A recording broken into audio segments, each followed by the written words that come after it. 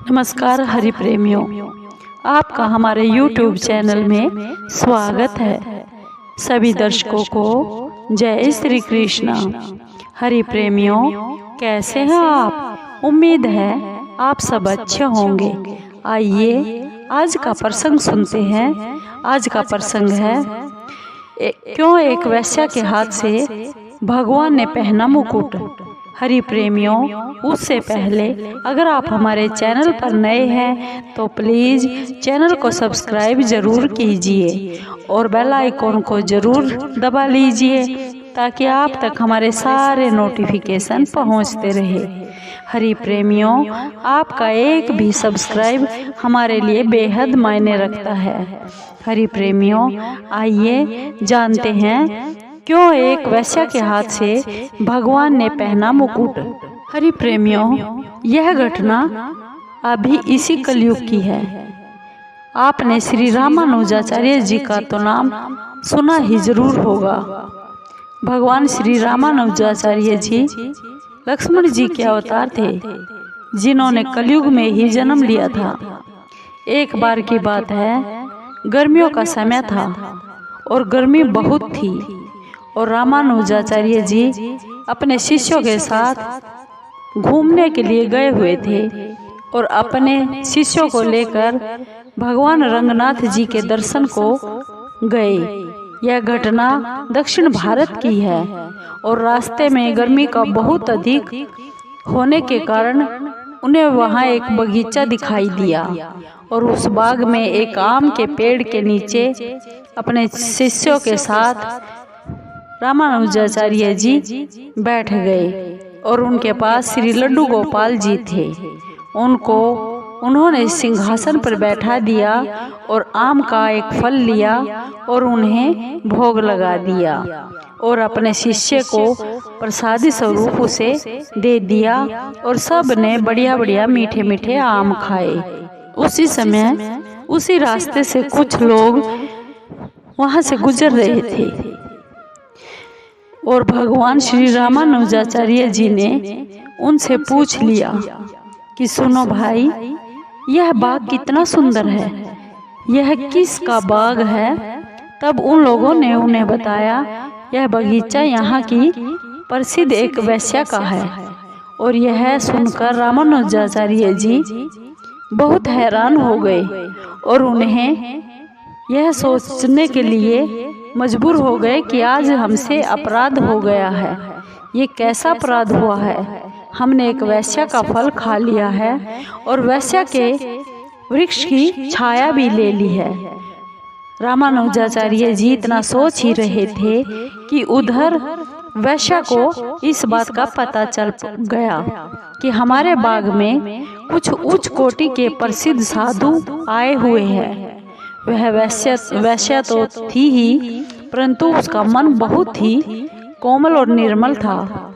उसने जब यह बात सुनी कि प्रसिद्ध साधु उनके बाग में आए हुए हैं, तो उसने सुंदर सुंदर बहुत ही सारी सोने और चांदी की थाल सजाकर कंद मूल फल लेकर वह बाग की ओर चल पड़ी और रामानुजाचार्य जी के पास जाकर बोली, हे महाराज, आप तो मुझ जैसी पापिनी का भी उद्धार करने वाले हो।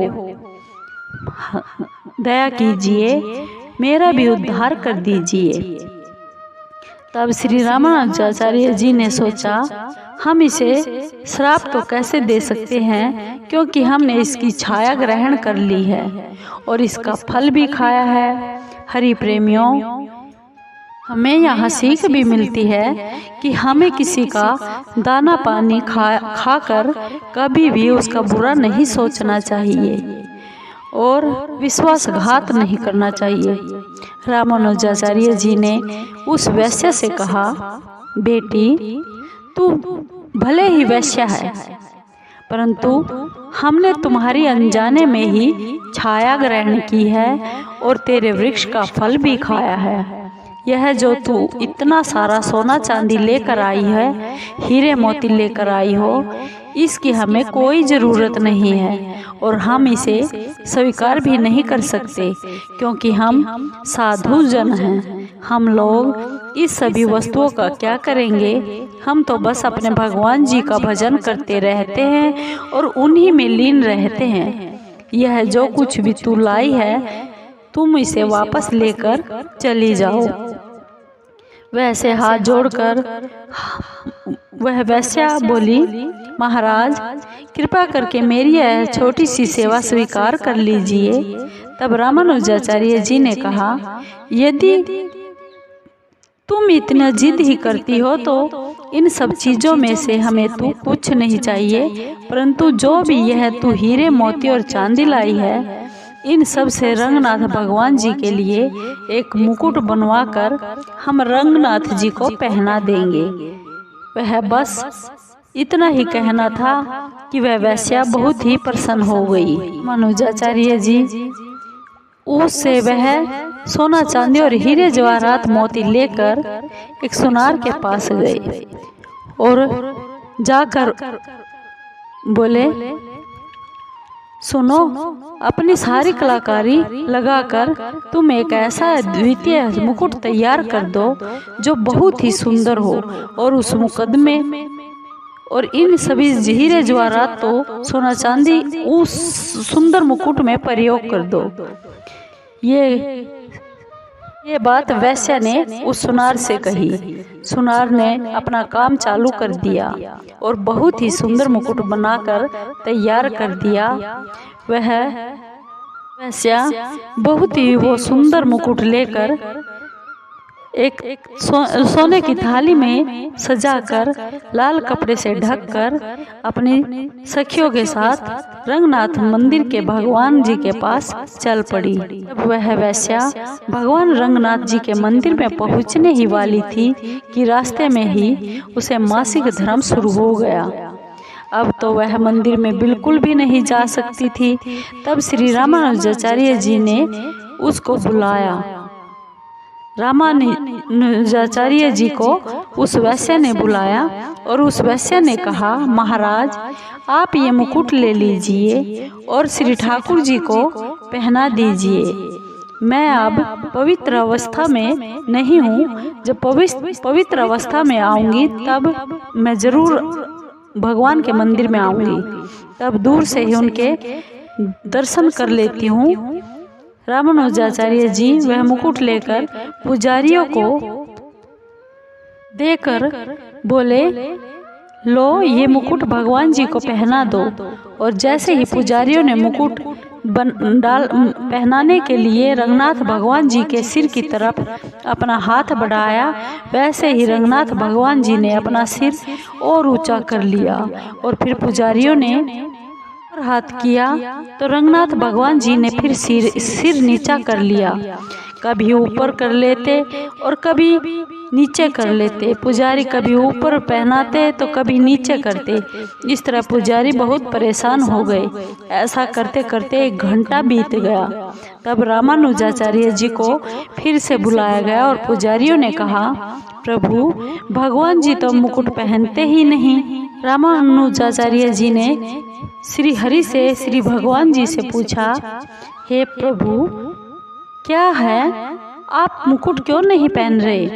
तब श्री रंगनाथ भगवान जी की मूर्ति से आवाज आई, बोल पड़े कि सुनो, जिसने यह मुकुट बनवाया है हम उसी के हाथ से मुकुट पहनेंगे।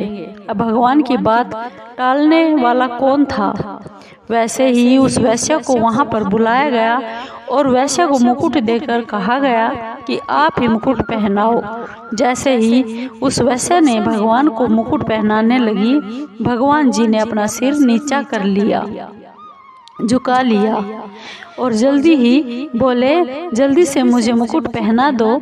जब भगवान जी ने ऐसा वैश्या के हाथ से भगवान जी ने मुकुट पहन लिया, सब पुजारी उनकी तरफ देखते ही रह गए और भगवान बोले, भगवान यह आपका कैसा अन्याय है?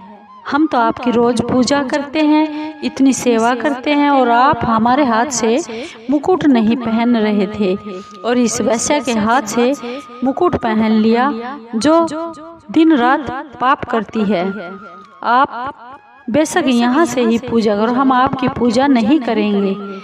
आपने यह गलत किया है। पुजारी भगवान से यह कह रहे हैं। भगवान रंगनाथ जी पुजारियों से कहने लगे, पुजारी जी नाराज मत होइए, भले ही यह एक वेश्या है, लेकिन अपने किए हुए कर्म पर बहुत पछता रही है और मैंने अपनी वैश्यावृत्ति क्यों अपनाई और जीवन भर जो इसने वैश्यावृत्ति से कमाई की है और अपने देह की नुचवा करके जितना भी इसने धन कमाया है, उन सभी को आज इसने मेरी सेवा में समर्पित कर दिया है। अब तुम ही बताओ मैं क्या करूं? क्यों न मैं इस पर रीझ जाऊं? आप लोगों ने तो मेरा नाम पतित पावन रखा है।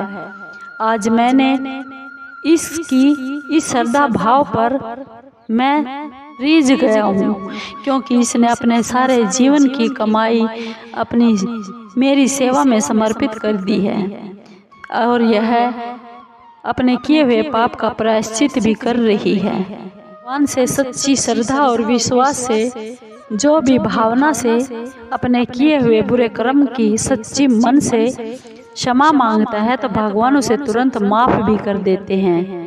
भगवान जी कहते हैं, मुख होई जीव मोहि जबहि, जन्म कोटि अघ नासहि ताबेहि।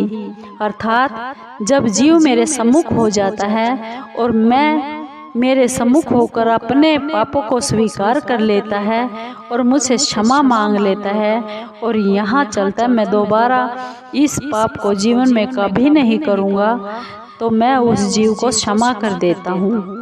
प्रिय प्रेमियों, आपको इस एक वेश्या की ये सच्ची श्रद्धा भक्ति की ये कहानी कैसी लगी? अगर आपको ये कहानी अच्छी लगी हो तो प्लीज़